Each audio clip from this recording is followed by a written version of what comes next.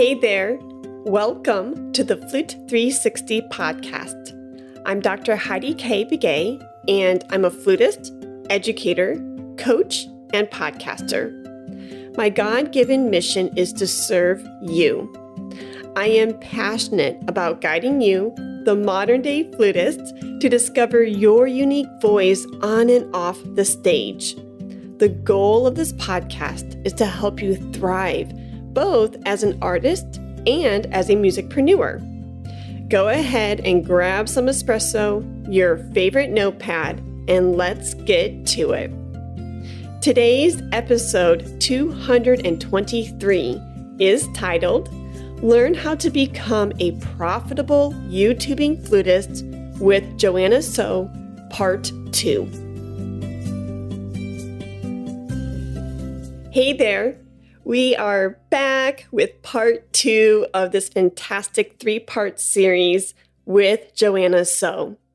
If you have not listened to part 1, I highly recommend that you go back one episode to episode 222 to hear the beginning of this conversation. Joanna is a shining example of being a doer and an action taker. Not only that, she's carving her own path and she's illuminating that path to show you how it's done, how it's possible for you and for your career. I hope that you are enjoying the conversation with Joanna thus far, and we so appreciate you being here. Feel free to support Joanna through her YouTube channel, which is Just Another Flutist. I know she would absolutely love the support. And lastly, I am personally inviting you to the Ultimate Music Business Summit 2023. Garrett Hope, Arthur Brewer, and myself have been working on this summit for you, the modern day flutist. We want to see you thrive in 2023, and we have gathered the best of the best in the music business industry to see that happen. Within these 30 presentations, you are going to get a mix of topics such as marketing, corporate sponsorships, how to defeat imposter syndrome, and the list goes on and on. The reason why I highlight this is because I want you to get so jazzed up about this 3-day event because we have built it for you, the modern day musician. And as a flutist, you may recognize a lot of our flute friends who are presenting in this year's summit.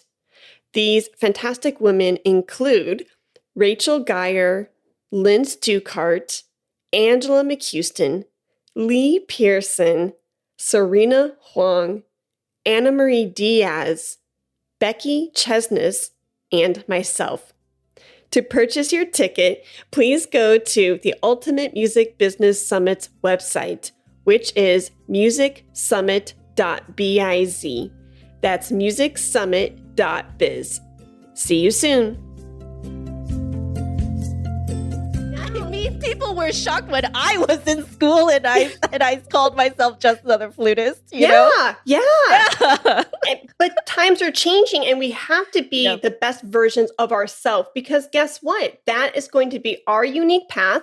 That's what is going to fulfill us creatively and financially by putting ourselves out there. And no two paths are going to look alike.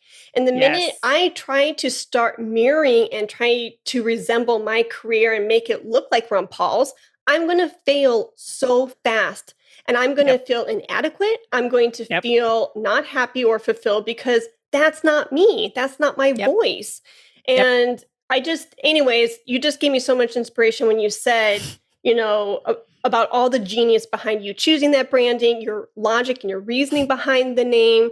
And hats off to you for you to own that and say, yes, I'm not blank, but I'm going to be the best Joanna version I possibly can be. Yep. Yeah. Yeah, because that is the only thing you can do. That's the only thing you have control over, right? Yeah. If you're constantly comparing yourself to other people, you're essentially putting you're putting yourself in competition with other people, but it's a competition wherein you will always lose because you will never be that person. Right. Yeah. You know, It's like impossible. it's impossible, you know? And on top of that, even if you went to a real competition, you can't control how other people play. Yeah.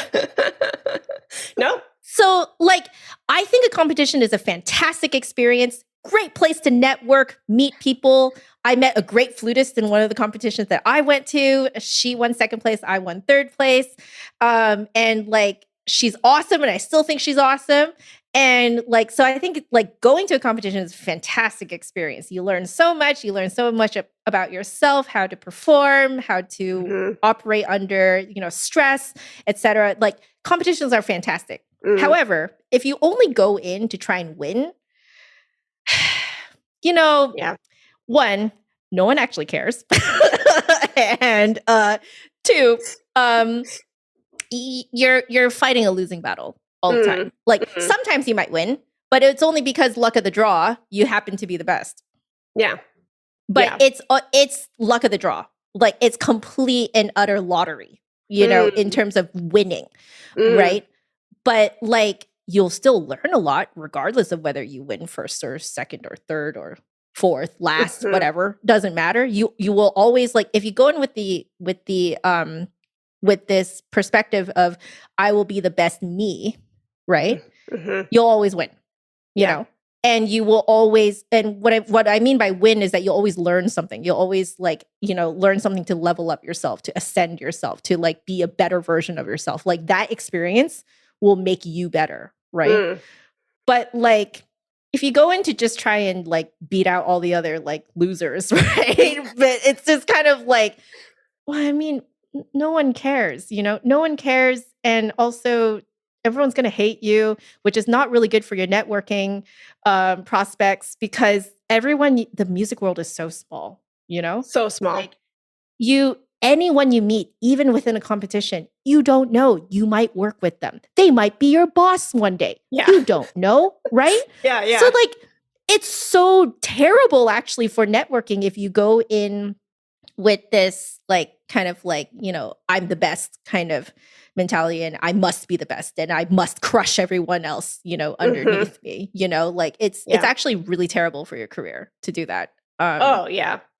So anyway, that was a bit of a detour, but like at the bottom of it though, like you're absolutely right. You have to focus on being the best version of yourself. And in any situation where you can learn from other people, you know, be a nerd and get people to share with you and you share with them, right? And then you both become better and it's a win-win situation. It's great.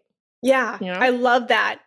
Did being a content creator or being a YouTuber, did that teach you that life lesson?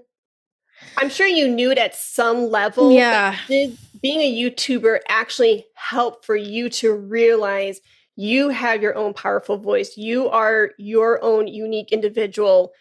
More so, like I feel like being a podcaster, it has given me this almost confidence of being like, yeah, I know who I am. Do you know what I mean? And I used to never be that way before. I used to kind of be a little bit more, well, I've never really been a meek mouse, but I definitely was more meek. I was more timid about owning my talents. And then being a podcaster, it actually has helped me boost that confidence. And I think maybe perhaps it's getting in front of that microphone, sharing your ideas in a, I'm not very articulate all the time, but in the most articulate, the most articulate way, and then hitting publish. I think for me, that helped that journey. And I was kind of curious if you resonate with that. I would say to a degree, yes. Okay. I think what YouTube did more for me, though, was reveal what I was good at. Because without YouTube, I would not have known that I am good at diagnosing flutes. Ooh, okay. I would not have known that, right? Because, like, let's take YouTube out of the equation. Okay. I would never have had any opportunity to try this many flutes in my lifetime. Okay. Yeah. Just flat out, never, you know? So, like, that's why I'm like, okay, you know, YouTube is showing me what I'm good at, you know? The other thing that I am good at is just being real. Like, so real, it hurts, you know? Like, I realize that is a skill. It is a skill to show off that you are learning something. You know? Interesting. Like, it's a skill to put on the internet, you in the active throes of learning how to play something. Yeah. So you're going from not being able to play it to being able to play it, you know? Yeah. And it's funny because I've started to get quite a few people in the chat or messaging me being like, hey, you know, I want to learn how to just put my practicing online. And it never occurred to me that that was a skill. Okay. You know? Yeah.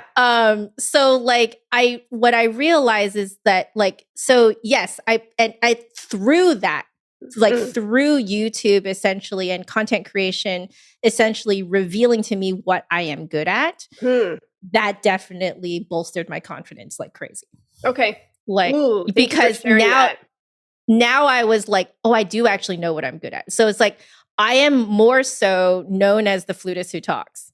Okay. And I'm okay with that. Like, I'm okay with that, you know, like, but I will still continue my own personal journey to constantly get better at the flute. I will, there's no end to it, you know? Oh, yeah. And so I will continue my journey to constantly practice and constantly find things about myself to correct and to get better and, you know, stuff like that. So like, I realize that that is a separate journey. It's a separate journey from the career aspect where I am leaning into the things that I'm really good at, you know?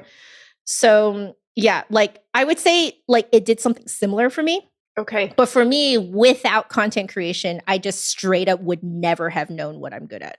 Ooh, thank you for sharing that. That's how I feel. Absolutely love that. And you gave me goosebumps. Seriously. Yeah. Like if I didn't do this, I would probably not have become a professional flutist. Okay. Very interesting. Yeah.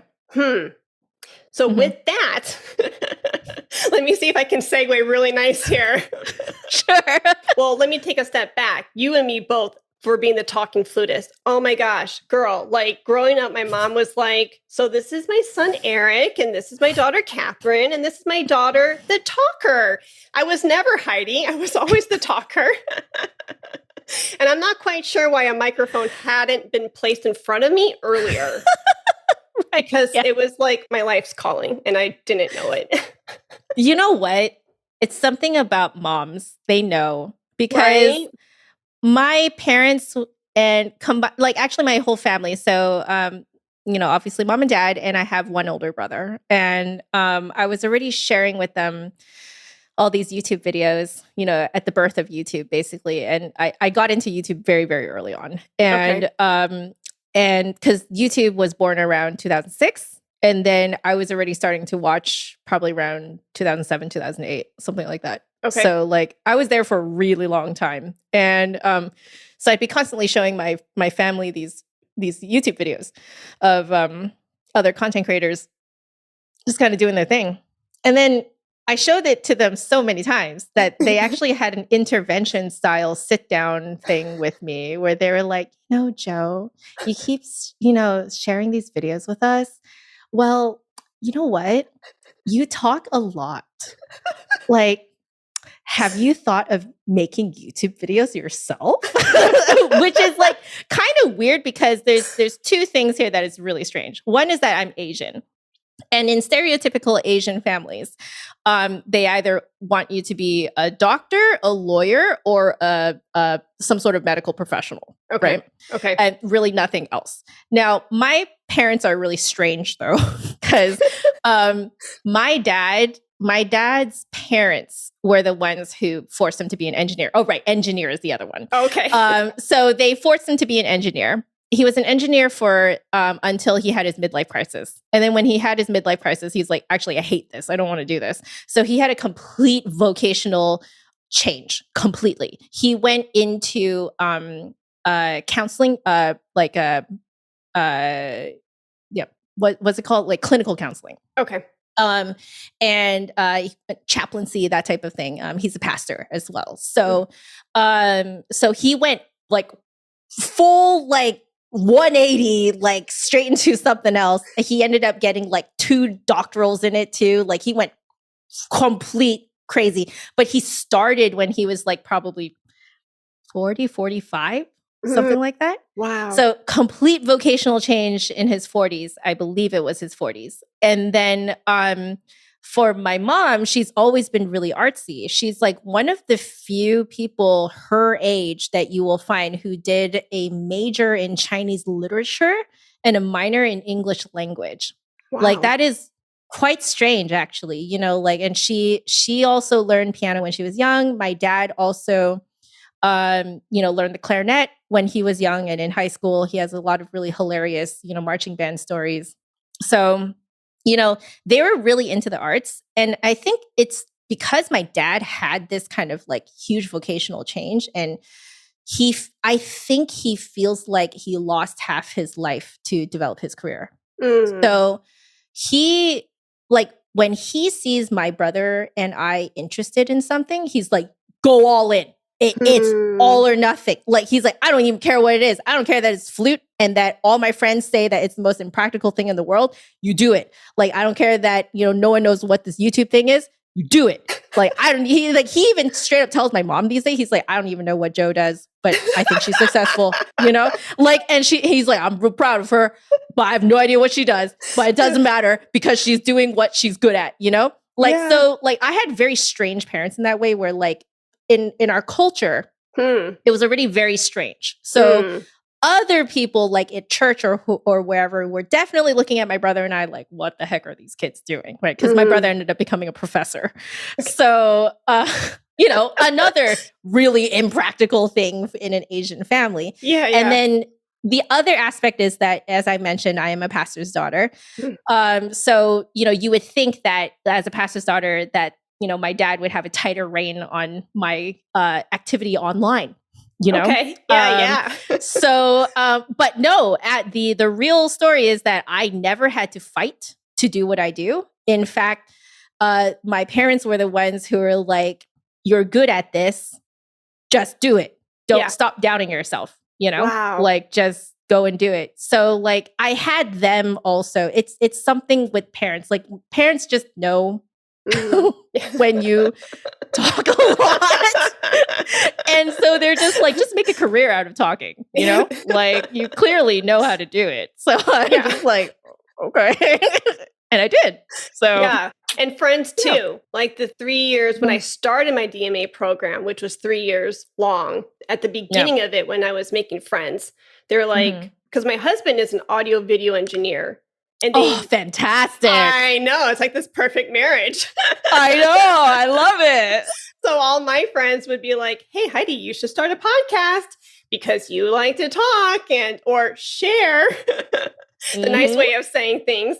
You share, and you're an educator and you're really passionate about teaching flute, yada, yada. Yeah. And then you're married to this audio guy, and it's a perfect marriage. You know, not to sound cheap, but it really is.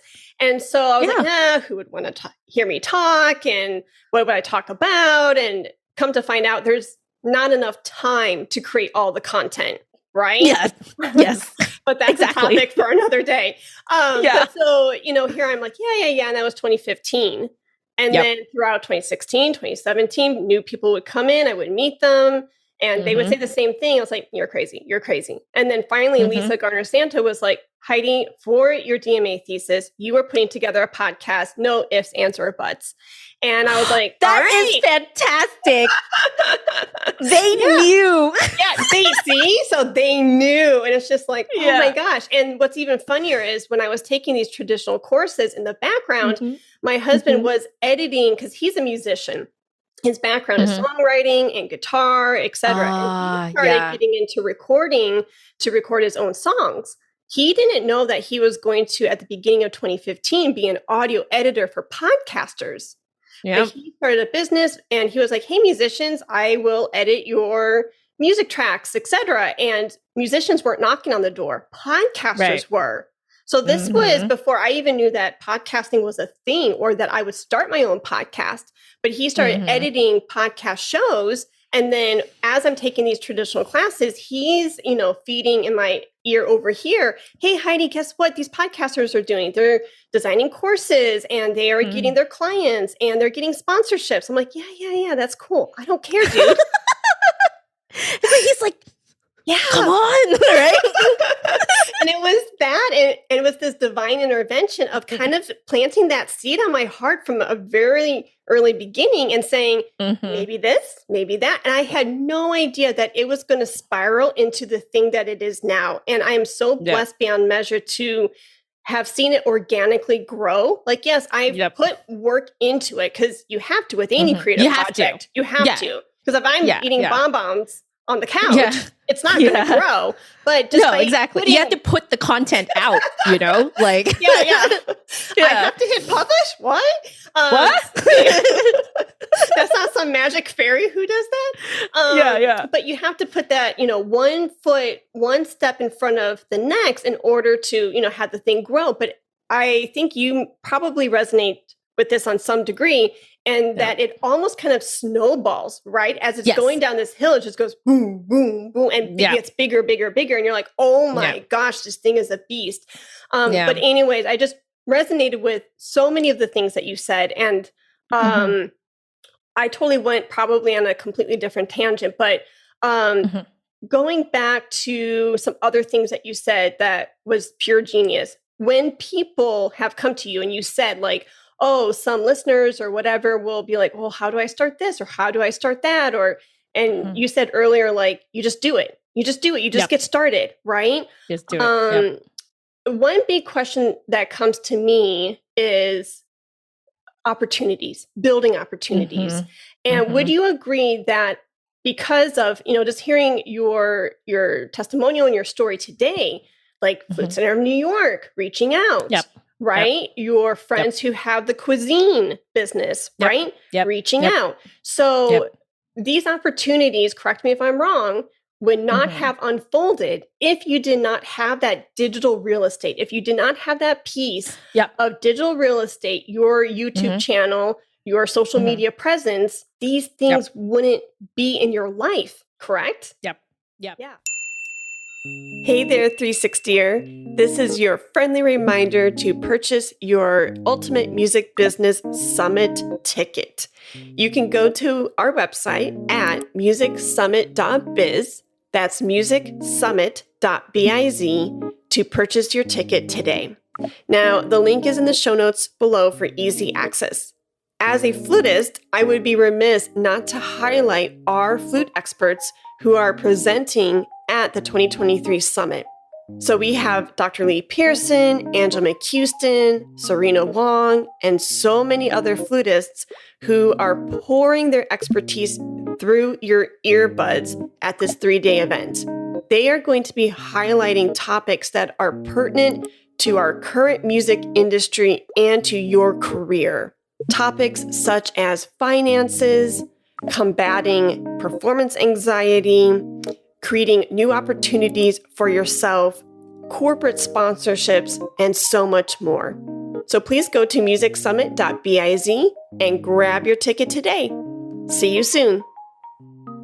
Yeah, you're absolutely right. Because essentially what it is, and this is actually reminding me of several conversations that I had with the one professor in my bachelor's degree who was overtly supportive of what I did. Okay. I would say that I had a lot of covertly supportive professors, but they didn't know what I was doing and didn't really want to touch it.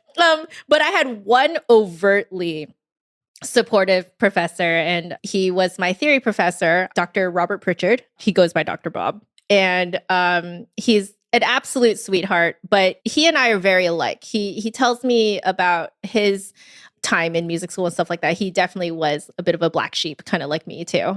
But he found his voice through modern composition and teaching. He's such a good teacher. So he noticed what I was doing because he noticed me starting to do this branding thing. So he noticed it and he was like, Joanna, we're going out for coffee and you are going to tell me everything that you're doing because I am very interested to learn what you're doing. Wow. And this is a professor. Wow. Taking a 19, 20-year-old out to coffee and being like, tell me what you're doing. I'm here to learn, Isn't that nuts? Yeah. Now that I think back, I'm like, what the heck was that? That is insane, and the thing is, he told me in those those coffees that we had several coffee sessions, and he told me, he was like, you know what you're actually doing? And I was like, what? He was like, what you're actually doing is building a portfolio.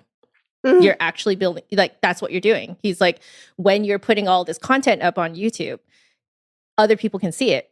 This means that in the future, other companies can see it and what they might want to work with you, you know? Not only other companies, but even just other musicians might randomly find your work and be like, I want to work with this person. You know, I'm just going to like contact this person and we're going to like work together. And so he was like, you are building a portfolio. This will pay off. He's like, I have no idea how.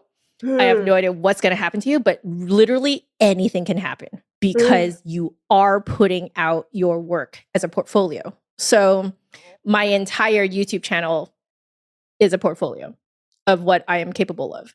And that's exactly what happened. Like with the Flute Center stuff. Yeah. That's what happened. I also have affiliate links with a couple of other like music type of companies, Tom Play. And also coming up soon, I also at Encoda. Encoda is a sheet music subscription library.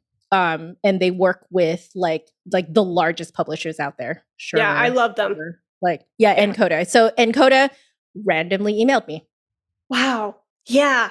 Yes. You know, Tom Play randomly emailed me. You know, Flute Center randomly emailed me. So like, in a way, you're absolutely right. You are creating opportunities for yourself without even knowing it. You know, like I mean, to other people, they'll be like, oh, Joanna's just lucky. Like she's just got all these people emailing her. And I'm just like, well, I mean, you know, like I kind of put a lot of work into, you know, like making the content and like putting it up and making the thumbnails to go with it. And, you know, like descriptions on YouTube videos take a long time to fill out, you know, and like, you know, like all that stuff, you know, like branding basically, right? So like I could see how a lot of people will be like, oh wow, Joanna's just so lucky, but like I'm like, I know how much work I put into this, you know. Girl, I know how much work you put into it. You know. Well, you're a content creator, so you would know, right? But like a lot of people don't actually. A lot of people actually have no idea how long it takes to make this type of content. And I think it's because it's so within our culture. It's so passive. You know, when I'm laying in bed, I can consume thousands of TikTok videos and, you know, thousands of YouTube videos. And I went in to listen to, I don't know, a flute piece. And the next thing you know, I'm watching cat videos. And I'm like, how did I get here? Exactly. So you know what I mean? It's just a part of our culture. And so, but I totally get it. I can see both. Yeah, I can see both sides. Exactly. So like, so yes, you are right. My answer to you is yes, you are absolutely creating opportunities for yourself in the form of essentially a digital portfolio. And the funny thing is the digital portfolio is giving you a portfolio career where you have these multiple streams of income coming through. You have sponsorships, affiliate links, teaching. I'm sure you have received performance gigs from your presence, et cetera, et cetera. And that's where wealth is built, right? To have several different streams of income is so crucial to the modern day musician because you can't rely on just lessons. What if half of your studio just drop, they just drop off the face of the planet? Yeah. You know, performance gigs. It's a constant revolving door, you know? Yeah. Performing went down with the pandemic. You know, we don't know what the future holds, but if you've got these different streams of income coming in and out of your business, you're going to be more financially secured because things will fluctuate. Yeah. Yep. That is amazing. And hats off to your professor to take you out to coffee and to mentor you and bring you under his wing and say, this is what is happening. We don't know what's going to happen, but you are planting those seeds and you are going to reap your harvest. At some point, in some capacity. Let's sit back and kind of see how this unfolds. And then voila, you're here. That's amazing. That's exactly it. Yeah, well, I think back to that and I'm still amazed that he did that. Yeah. I wished I would have had that professor when I started 360. Only because I'm a slow learner, Joanna. I'm really slow. It was years later. I'm like, I'm building a portfolio career. Look at this. Like, I would not have known either, really, until he like said it in those words. Like, I vaguely knew what I was doing because I was mimicking what all the other content creators were doing, right? So I vaguely knew what I was doing, but then he was the one who actually put it into those words, like, you are building a digital portfolio, and this is very important. Please keep doing it. It is not a waste of time. Yeah, I love that. You know? And so for the educators out there listening to this, if you can mentor a student who you really see is thriving and wants to really make headway in their career, take them under your wing and mentor them. It could be a 30-minute coffee talk. Yes. And then that's all it takes. Literally one latte and that's it. Yeah. And they could be singing your praises for years to come, like Joanna is now, because you took an interest in them. And so, kudos to your professor, because that is, my mind is blown. Yeah. Dr. Robert Pritchard, that is, for anyone who wants to look him up. He has some very interesting compositions. He actually hired me after I graduated to do one of his pieces, his alto flute piece. And cool. Fantastic. Yeah, really fantastic. Like, absolutely amazing. And the name sounds really familiar. And I'm not just saying that. Yeah, because he's won several awards. Okay. He's won, he's a big name. Yeah. Okay. Yeah, I was going to say that name sounds really familiar. Okay. Yeah, so that's amazing. I love that story. Thank you so much for sharing that. So moving into sponsorships, the other thing that I want to pick your brain about is sponsorships. And the reason why I say that is because through Flute 360, I've had immense blessings to work with over 30 different companies. And when people, thumbs up, and really thumbs up to them for believing in me and the platform. But when I see and when I share that with my listeners, I know some of them, honestly are just like, kind of like what your friends perhaps said in the early stages for you and for these opportunities that were unfolding. I know they're thinking, and I've heard people actually say, oh, that's good for you because you're 360. And by the way, a lot of times people will see me, they'll be like, oh, 360. I'm not even hiding. They just call you 360. 360. Yeah. 360. I'm like, hey. I'm a number now. That's all right. But, and it's because it's, the album art and everything in the Apple Podcast app and whatever, it almost has this feeling and image of being bigger than life. You know what I mean? And it's like, oh, well, you've gotten those opportunities because of course you're 360. And I'm like, you don't understand. Like, I am literally just like you. I had no idea what I was going into. I didn't know that all of these things were going to unfold. And some of them I had to really adamantly work at it, and other things organically evolved because of because of that seed planting. So I say that because, when I started 360, never did I think I was going to work with 30 different companies. And it all, varies among flute festivals, music apps, flute makers, universities. Peabody just reached out to me, like, all on their own. Yes! Go, girl! Yes! That's great. And that was 2 years ago, but you have, and then you start building those relationships with these people, and you're like, pinch me. How is this even possible? But when a Joanna and a Heidi say to the listeners who are listening to this right now, and we actually are telling you, if we can do it, you can do it. This is not smoke and mirrors. We really authentically mean this. Yeah.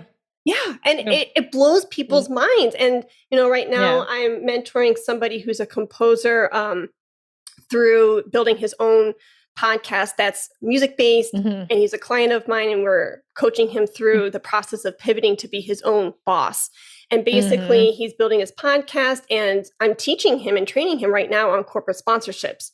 And he, is baffled. He's got a lot of great things in place. He's got tiers, and he's got, my value, and he knows what he can bring to the table, et cetera, et cetera. And he's just like, well, where do I start? I'm like, you start knocking, you start asking, and he's like, but how? I'm like, no, seriously, you write an email, and it's going to take you 90 seconds. You say, hi, I'm Joe. Yeah. Exactly. Do your email and love Joe, Yeah.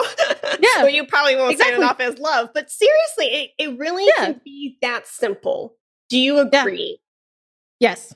Okay. Absolutely. Yep. Like, and I will say that on my end, I've actually had to either politely decline or just straight up. I know this sounds terrible, but sometimes I have to straight up ghost certain people reaching out because I'm like, this sponsorship will not work on my channel nor for my audience.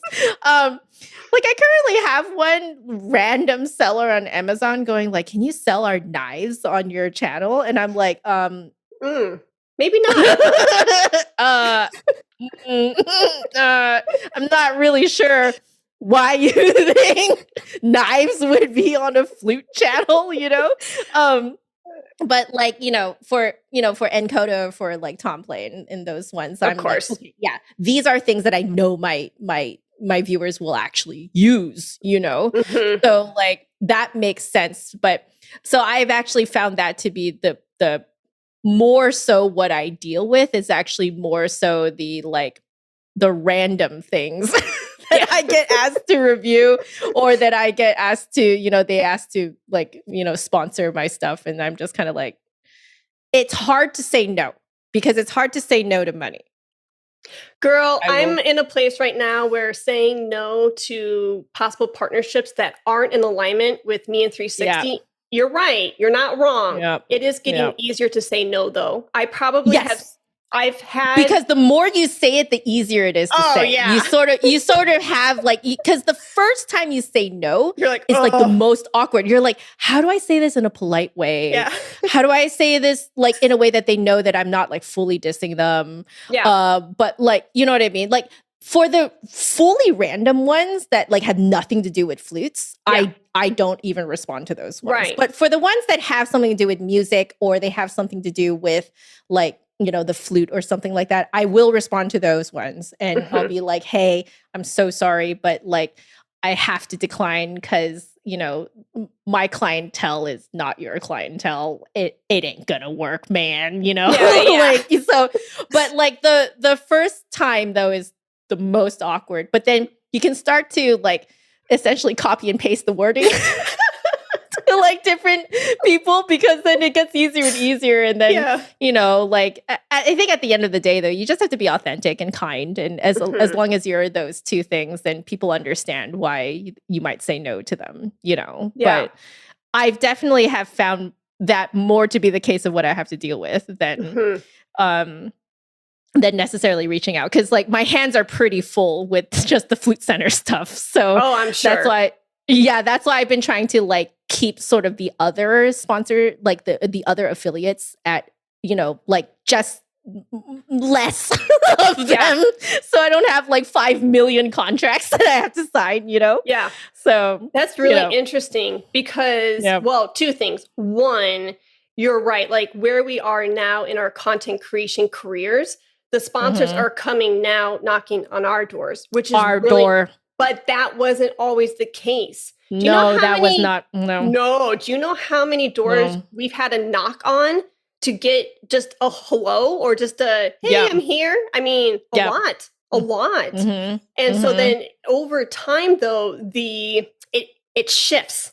I don't know if it's like this moment of like, for me, a lot of it's like, because you're putting yourself out there so much, that abundance and blessings is going to meet you by the energy and the work that you are putting out there, right? And then people will start noticing you. They will start realizing you're doing something unique, that you have traffic, and oh, wow, I want to be a part of that.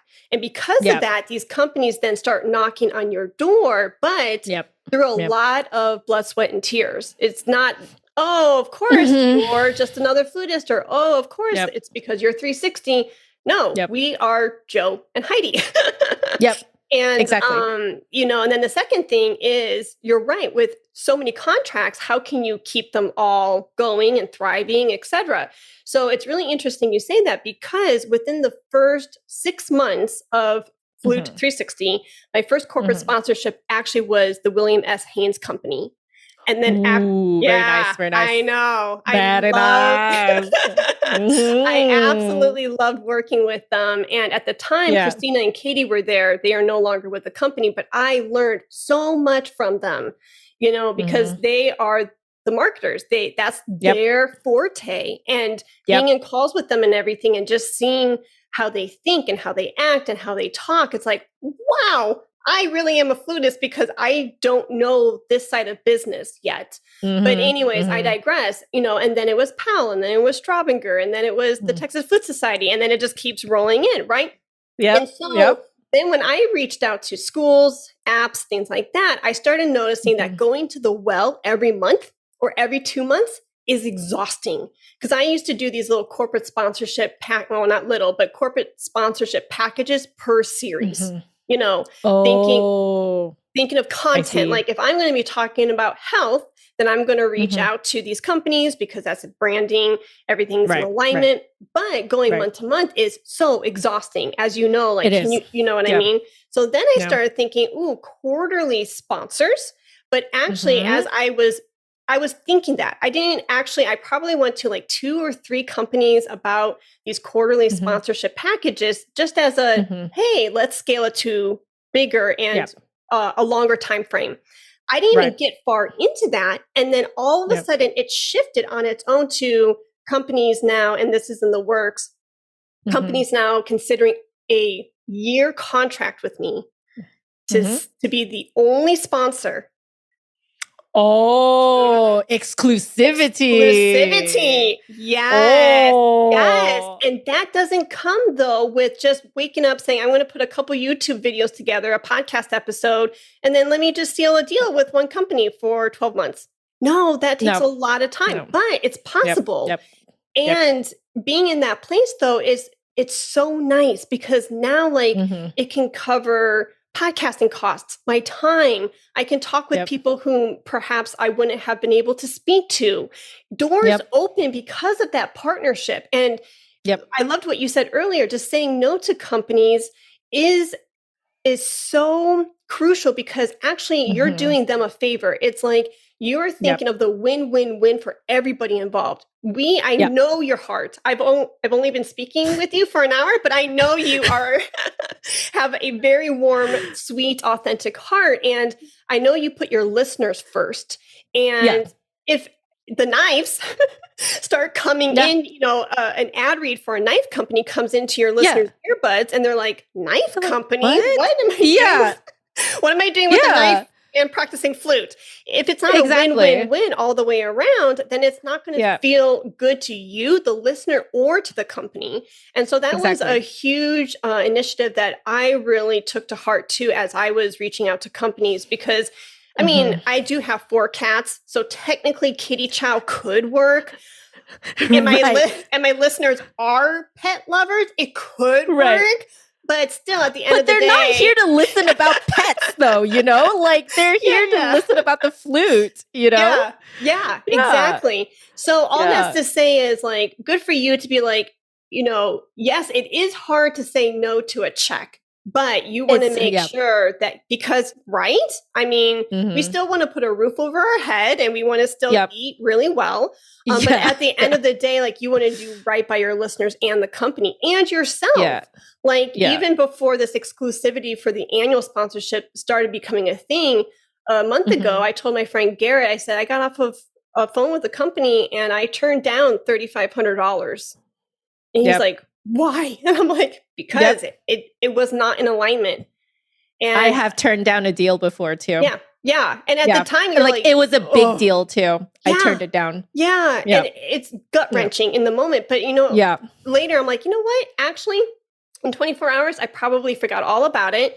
And, I don't think about it anymore. No, I don't think about it. And the other thing is I would have regretted, saying yes a year later.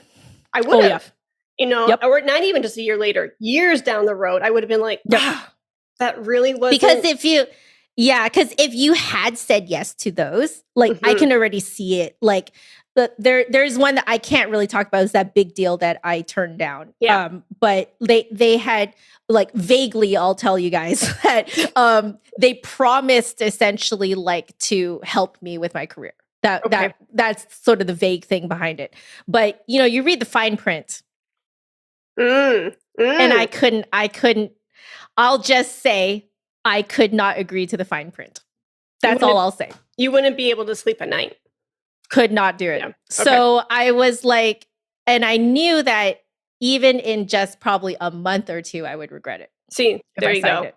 There's your answer. And yeah. And like on top of that, it was one of those things where it was like, in the moment, it feels bad because you're saying no to money. And as a musician, we don't make a lot of money. I'm just going to put that out there. We don't. Okay. So like when you actually when you're put in a position to actually say no to money, in the moment, your brain is going to say, are you stupid? Right. But the thing is, later on, half a year, 1 year later, when you randomly think of that experience again, you're going to be like, okay, it was a good thing I did. I actually, turned that down, because if you took it up, it probably would have been really terrible for your career. I don't know about ruining it entirely, but it would create a huge dip that you would have to crawl out of. Yeah. That's not fun. And no, it's not fun. And like, you're taking steps backwards when you take those kinds of deals. So like, we do apologize, guys, that we have to be so vague about it, but it is kind of a contract thing that you can't say stuff that's on the contract. So, but I did read the fine print, and I could not. Yeah. Couldn't do it. With a positive spin though to this, so that way we can like do that and not be. Yeah. My question to you then is, if a listener is listening to this and they're like, oh, Joanna has her thing with X company and Heidi has her thing with X company, and that's nice. Right. And they have no idea where to begin. What would be like your number one tip? What would be the first step, them doing blank, to help towards that goal in order to create sponsors, partnerships for their creative project, whatever it is? Thank you so much for listening to part 2 of this 3-part series with the fantastic Joanna Soh. We so appreciate the support. Now, to ensure that you are able to consume the 3rd part of this 3-part series, make sure you are subscribed to the Flute 360 podcast. We can be found through 25 different podcasting apps such as Apple, Amazon Music, Spotify, iHeartRadio, and Podbean. Now, if you want to see the video element of this conversation, all you have to do is go to my YouTube channel, which is at Heidi K. Begay, to see Joanna and I in action. Thank you so much for tuning in, and until next time. Let's talk about flute.